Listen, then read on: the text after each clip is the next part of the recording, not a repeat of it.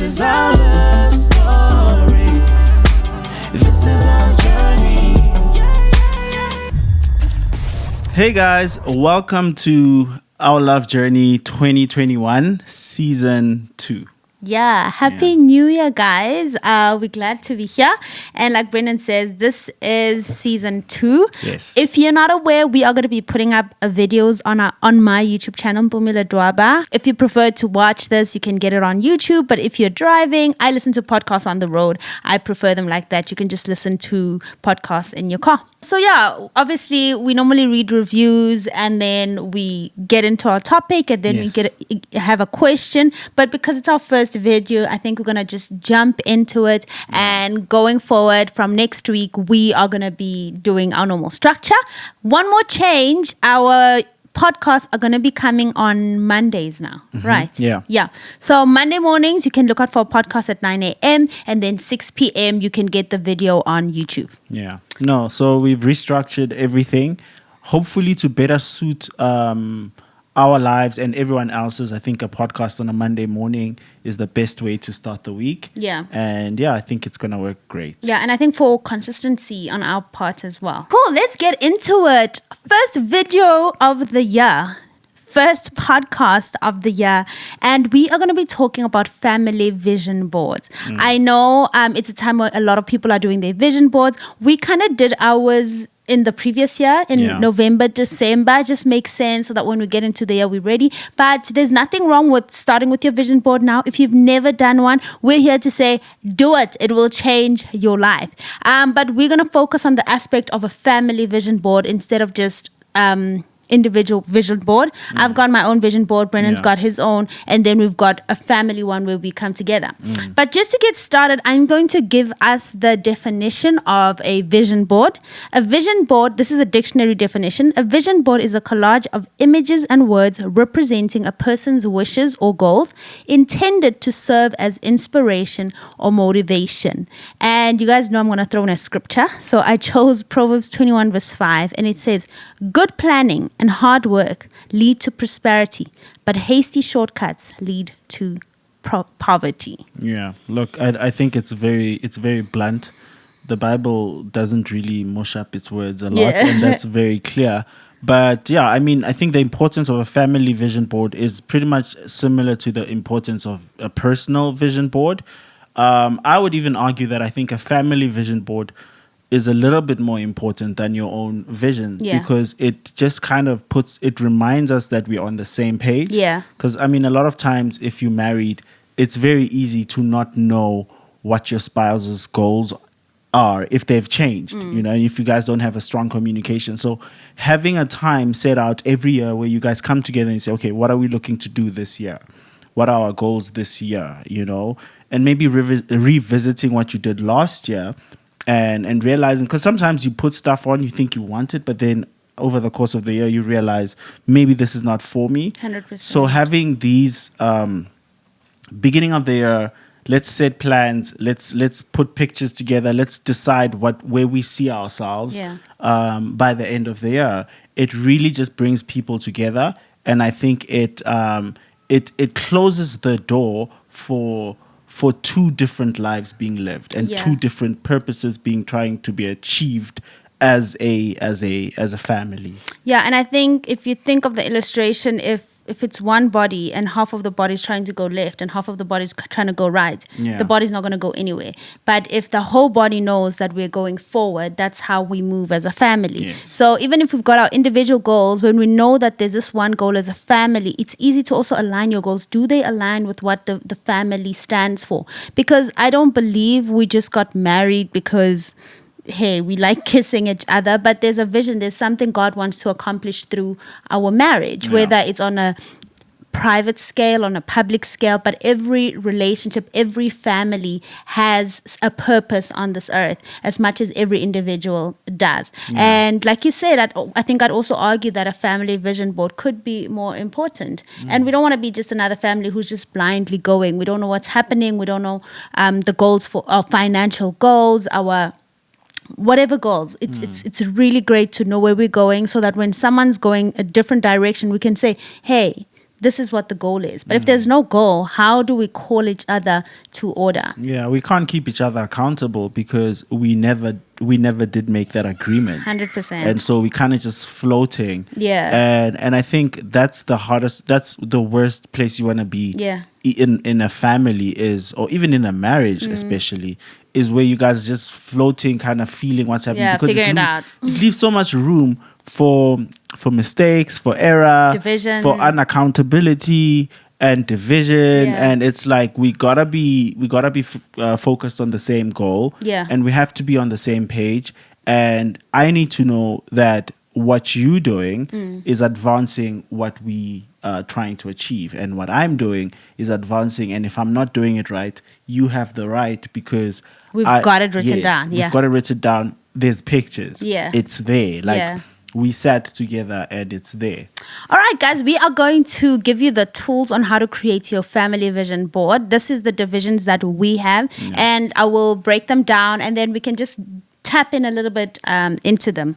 The first goal as a family that goes on our vision board is spirituality, our spiritual goals as a family. Here on our goal, perhaps as an example, you could have put a picture of a Bible. Maybe you want to do Bible studies every evening. You can even write down. I'm a writer, so I will write things down and still accompany with picture. But it's important to talk about the spiritual goals of the family, because we need to be equally yoked. Yes. Are we going to church? Are we tithing? Where do we serve? Are we fasting monthly? You don't want to be divided. One person is going this way and the other.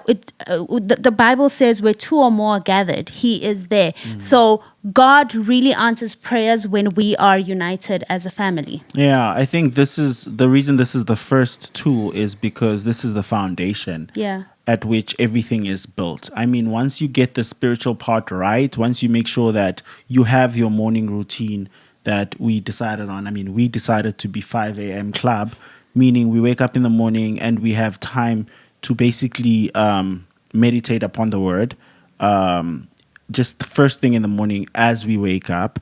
And so start our day based off that. So having a goal like that and putting it down, again, it increases the accountability. Yeah. And it just makes it so much more like there's more purpose to what you're doing. Yes. Because there is we're trying to get somewhere as a family spiritually. So be it like with us, we're trying to grow our spiritual presence, and we're trying to teach our kids to have a spiritual relationship with God by seeing it from us. Yeah. So when the kids wake up in the morning and they see us reading the Bible, it's not only is it good for us, it's good for them, because they understand being a Christian on a deeper level than just Going to church. Yeah. Or listening to music, but they know that there's a work that goes with it. Yeah. So this spiritual goal basically is to say, how are you maintaining your relationship with God As a family. As a family? What structures have we put in place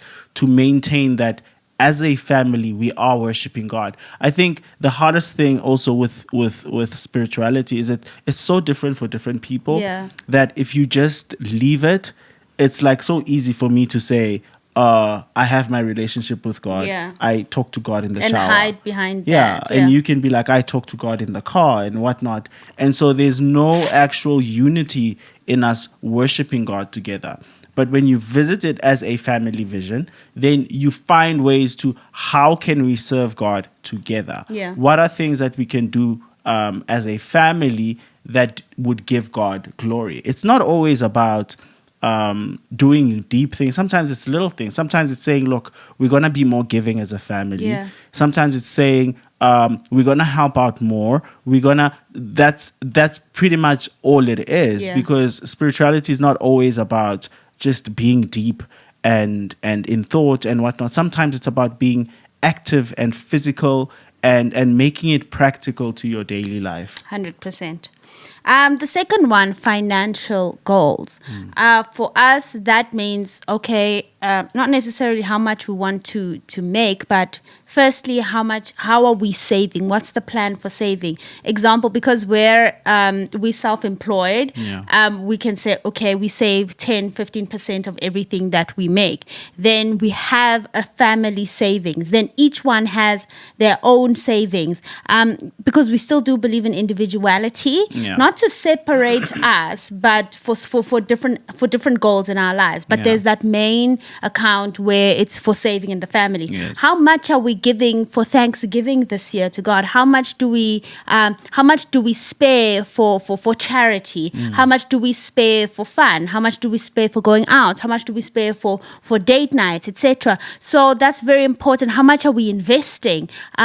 How much are we spending towards our kids? So that's also a very important conversation. Who buys what? Who pays for what? I think it was easy long ago because only the husbands went to work and that was it. But now there's dual incomes, and it's so important to know each other's financial status and to talk about it openly and to just have goals for the year. Do we plan on improving? Do we see that we're in a bad space? If we're in a bad space, how do we make that better? Because it's not enough to just say, okay, we're in debt and that's it. We're in debt, then what? How do we plan on killing that debt? Or, oh, okay, we're doing well, then what? Because money that doesn't have a name on it is money that's gonna be lost. Idle money it's wasted money, basically. So everything has to be accounted for. So financial goals, for us in the vision board, we could put like a savings plan, things like that. Yeah. With finances, you really need to plan for the unexpected. You always have to have a cushion that, like, almost like a safety net that you lay for yourself. Because nothing's going to be perfect. Things are going to happen. You're going to have a puncher. You're going to have this person's going to have issues. Someone's going to borrow money. And it's like, you got to be prepared for that. And so having a financial vision board that is structured and it like I said, it's also hopeful in a sense that it not only is it leaning heavily on the saving side, but it's also generous in allowing you to enjoy your money. And so just be balanced and say, look, I'm putting out this much for self-care. Like Mpoomy is doing this thing this year that's really cool, which is self-care Mondays, where you literally every Monday you have allocated a budget to do things that make you happy. But that has to go on my budget, because it can't be something that you just do. You can't just do it because you feel like you need it. It's something that you have to prepare for. And again, that's what a vision board is about. It's not a wish list. It's making realistic preparation for the year that you expect to have. So things like that, knowing that you're going to be working a lot, you should also be planning as to how you're going to be resting. What's also important is that you don't always get it right, especially with a budget. What's important is that you don't throw the whole thing away. You don't throw the whole goal away because in January you failed or whatever. It's good as a reflection. Now you know what not to do. So when you miss the mark on your vision board, now you know what not to do. Take that as motivation to say, okay, I didn't do that right, but how can I make it better? The third one, intellectual. For us, the intellectual aspect of it is reading books. I've had to basically investing in ourselves. For Brendan, investing intellectually is watching videos, listening to podcasts. For me, it's reading books. My career requires of me to read books. So now I've had to plan to read books for leisure and to read books for work. But it's important to continue to learn. I mean, just because we didn't get our degrees does not mean we don't continue to learn. We learn every single day. We apply ourselves. We have tools and saying, this is for learning. This is to advance us in our career. This is to advance us intellectually, to help us in our businesses. So that's also a goal that you need to discuss as a family, that what are we learning? Where are we investing intellectually? Why are we investing in this area? How is it going to propel us in our future? I mean, if you've got financial goals, but they also need if you want a example, a promotion, it probably needs some intellectual goals too. It's not going to just happen because you've written it down. Yeah. And like Brendan said, it's not a wish list. It's planning that will help you get to that goal. The good thing about a vision board is that you get to see it, so your goal is clear. Yeah. Yeah, look, intellectual investments are, I think, maybe top one. Yeah. I rate it very high Yeah. to be able to invest in yourself and your growth intellectually and to know more about what you're doing. And yeah, I think a lot of times, especially if you find a bit of success, it's very easy to be what's the word? Complacent and not grow.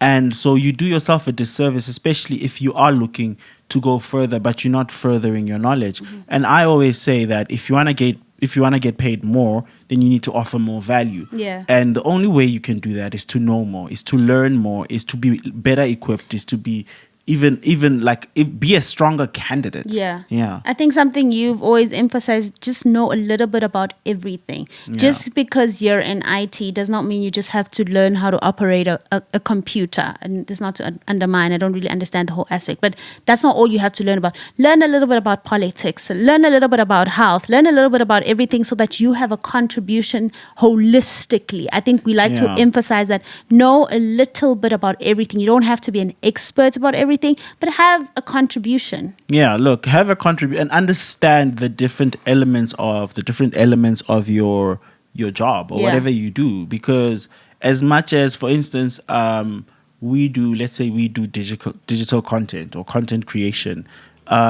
it's on the face of it, it's okay, you're shooting videos. But it's not just videos, there's also audio. Yeah. It's not just audio, there's also marketing. And it's not just marketing, there's also business. So you need to know all those things. Yeah. When we talk about intellectual investments, we talk about making sure that you understand all the elements of what you're doing. So, for instance, I'm a singer, right? But I'm not just a singer, I'm also a musician. But I'm not just a musician, I'm also an instrumentalist. But I'm not just an instrumentalist, I'm also a producer. You understand? So all those things then create an artist. Yeah. So these are things that people don't understand. And I get a lot of people who come and will ask me, I want to be a better singer. I think I'm not making it because I need to improve my singing. And sometimes it's not that you need to improve your singing, it's that you need to improve yourself as an artist. Meaning you need to understand better what creates the holistic being that then That's becomes required, the yeah. successful artist. Yeah. It's not just the singing. It's so much of it is so much more Than just the talent. So you find that your talent plays a very small part, and the rest of it is information that you have to be invested to learning. Yeah. And sometimes it means investing in equipment. Sometimes it means investing in a course to learn how to do something. Sometimes it's shadowing people. Sometimes it's studying people from afar. Oh, I like this person's stuff. What are they doing? What can I learn from them? But investing in yourself will ensure that you continue to grow. Number 4 is health. As a family, we have health. We've gone up and down the health wagon, but I think I got to a point where at first it was about losing weight, and then it became about a lifestyle for me. Example, we've gone plant-based. We're not declaring ourselves vegans. We're plant-based.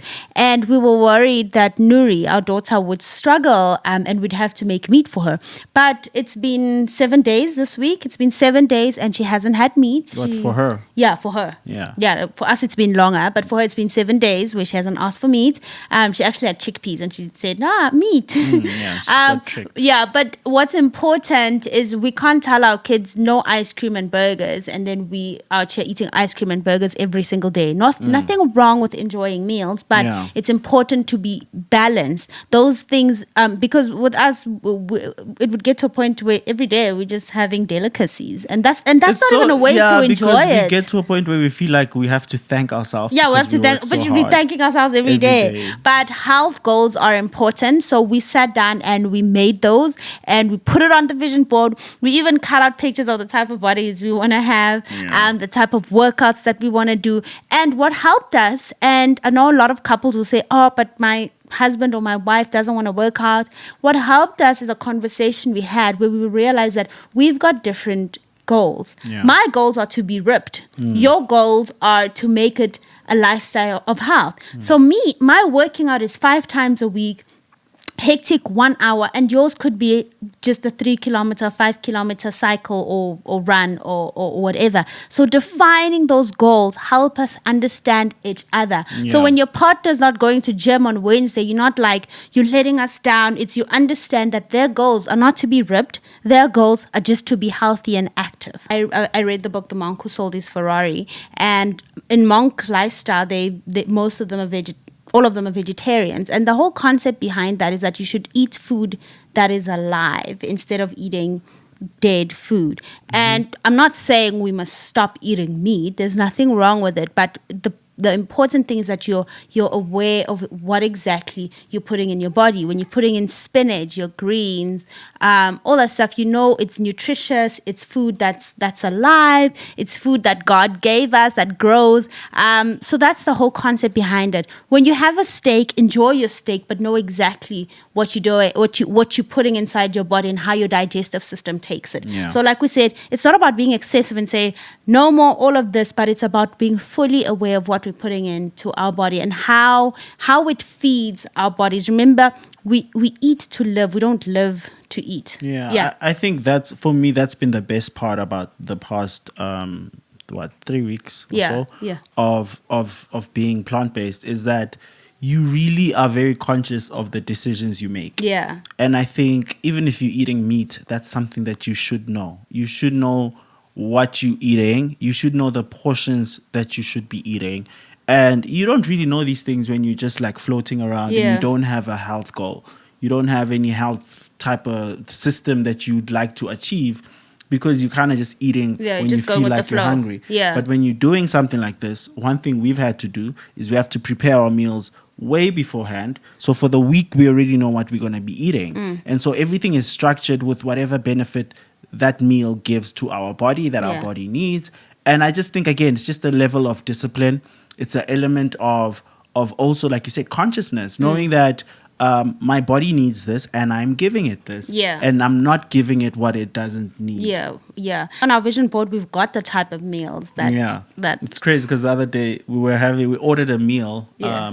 Not even the other day, yesterday. Yeah. And it's like we looked at it and I was just thinking, man, this looks like the meals on I our vision even board. made a meal, the one with the kale, that looks exactly like a meal. Yeah, And like I didn't it's- go check the vision board, but yeah. Yeah. And then last, have some fun goals. Listen, all the other goals are important, but if there isn't fun in your life, then life is bland and it's just work. There's no balance. Yeah. So fun goals for us, we've put up places that we'd like to travel to, the type of date nights we want to have, and just incorporating fun in every single day, not just spared for Thursday night or March holidays, but incorporating fun in the type of things we like to do. We put Kirk Franklin and his wife, they're always joking around, playing around. So we put them on our vision board because that kind of encourages us to have a fun and playful relationship. Because when you play, you remain young. Yeah, look, fun is such an important part. That's the stuff that you actually remember. Yeah. Like all this other stuff, it's those blind investments Yeah. where it's really, you're not even going to see the return like as physical as like a smile on your face. Yeah. It's going to be long term. You're going to see it like in 5 years and be like, oh man. As kids, when we were younger at school, all the white kids, if I can say that, the white kids would come back and say, we went to the farm, we went fishing, blah, blah, blah. And most of us would be like, oh, we watched TV or went to Grand. Yeah. And that's as good as our parents knew. That's what our parents knew. But now we know better. We know that it doesn't cost much to go to the park. You can go to the park on Saturday with your child. You don't need money for that. Or you can just take a walk or get a ball, kick the ball outside with your kids. But there's different ways to have fun. It doesn't always have to cost money, but spend time outside. Yeah. Yeah, and That's that basically wraps up it. the goals. So you can obviously customize to your family. What's important is that you sit down and you talk about it as a family. Some tools you can use for creating your vision board. We used Pinterest. We basically took pictures and we Created a board. We created a board. And then last year we did magazine and paper, but that doesn't work for us. We've just got too many things. So yeah, no, Cluster. it's just cluster for us. So we we used Pinterest. So yeah, that's basically it. And we know this video is slightly longer. Let us know if you're okay with longer conversations, because this year we kind of want to finish our conversations. If Yeah, we I want to talk to you guys. yeah, we want to talk to you guys. And yeah, and that's it for the first video of the year. All right, bye y'all. Cheers, guys.